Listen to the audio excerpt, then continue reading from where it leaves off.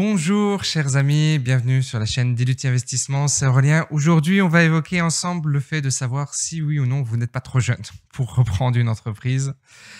Alors, avant toute chose, je vous invite toujours à vous abonner à la lettre du repreneur. Le lien est dans la description de cette vidéo. Ce sont des emails que je vous envoie régulièrement autour de la reprise d'entreprise. Alors, cette question, suis-je, Aurélien, oui ou non, trop jeune pour reprendre une entreprise, est une extrême mauvaise question. Je vous le dis d'entrée de jeu, c'est pas du tout une question que vous devez vous poser.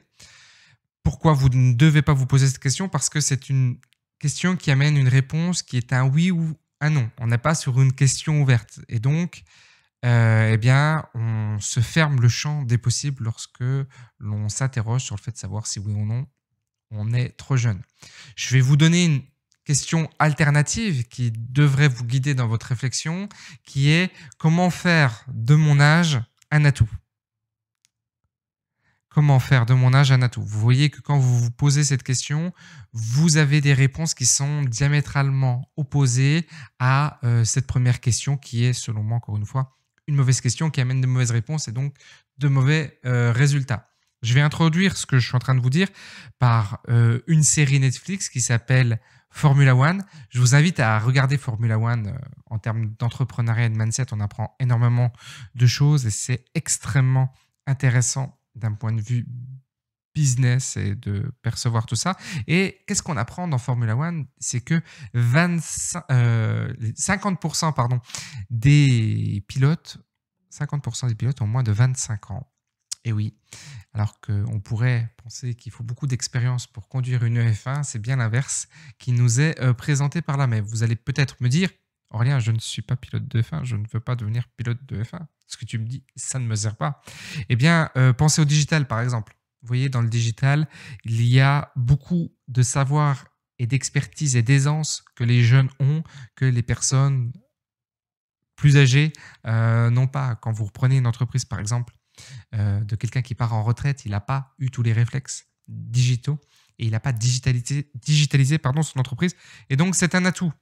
Tout ce qui est autour du dynamisme, le sport, on en a parlé tout à l'heure, les loisirs, les jeux vidéo, vous voyez, vous avez des savoirs, vous avez des connaissances du marché économique, de pans de l'activité économique, parce que vous baignez dedans tous les jours et vous êtes quasiment les seuls à avoir une expertise dans des secteurs ou dans des business assez particuliers. Et je vous invite vraiment à profiter de ça et à ne pas rester en retrait par rapport à ça.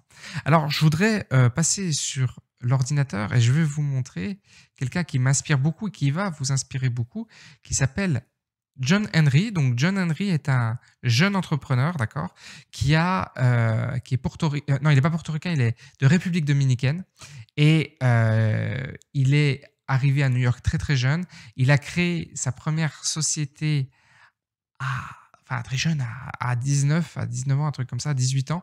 Et il l'a revendue à 21 ans. Beaucoup d'argent, d'accord. Je crois qu'il l'a vendu 1 million d'euros, d'accord. Et après ça, il a créé quelque chose qui s'appelle Harlem Capital, qui est une société de capital investissement, venture capital, et qui avait polarisé sa communication autour du fait de dire, eh bien, nous, on souhaite financer de jeunes minorités visibles dans New York, à Harlem. Pourquoi ils ont pris ce positionnement-là et pourquoi c'est très intelligent? Parce que les capital investisseurs de la place de New York sont des gens qui sont blancs, ce sont des hommes, ils ont un certain âge, ils ont les cheveux gris, et donc le fait d'arriver avec un positionnement diamétralement opposé, c'est pas une femme, mais sinon il avait tout de diamétralement opposé, eh bien, il a pu lever beaucoup d'argent de cette manière-là et ça a été fait de façon très, très intelligente. Également, il a créé une émission qui s'appelle Hustle, d'accord. Il a été exécutif producteur et co-créateur de cette série, on va la regarder tout à l'heure. Et aujourd'hui, il développe Loop depuis juin 2020, qui est donc une assurance, qui est très polarisée également, et dans lequel il souhaite se faire coter en bourse.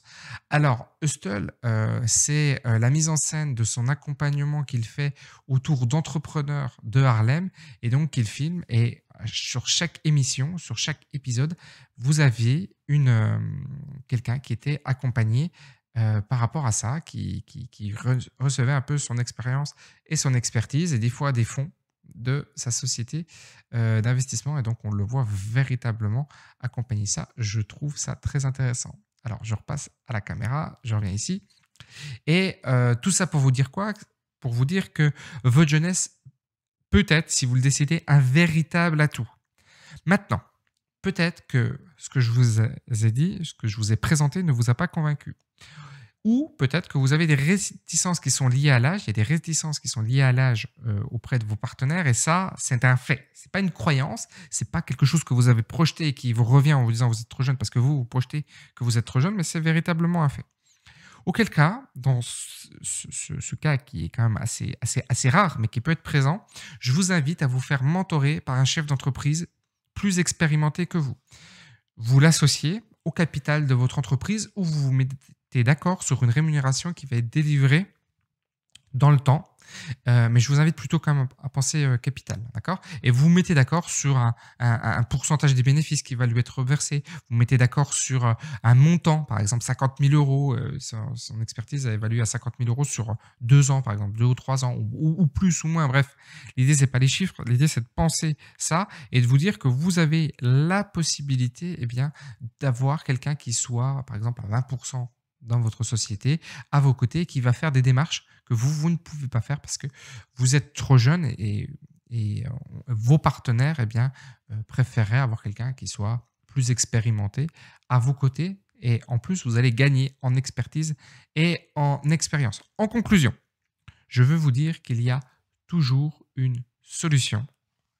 Tout le temps. Il y a toujours une solution, quelles que soient les difficultés que vous avez en face de vous. Mais s'il vous plaît, posez-vous les bonnes questions. Je vous invite toujours à vous abonner à la lettre du repreneur si ce n'est pas fait. Je vous mets une vidéo dans le quartier qui traite d'un sujet qui est connexe à ce que je viens de vous évoquer. Je vous dis à bientôt pour une prochaine vidéo. Ciao!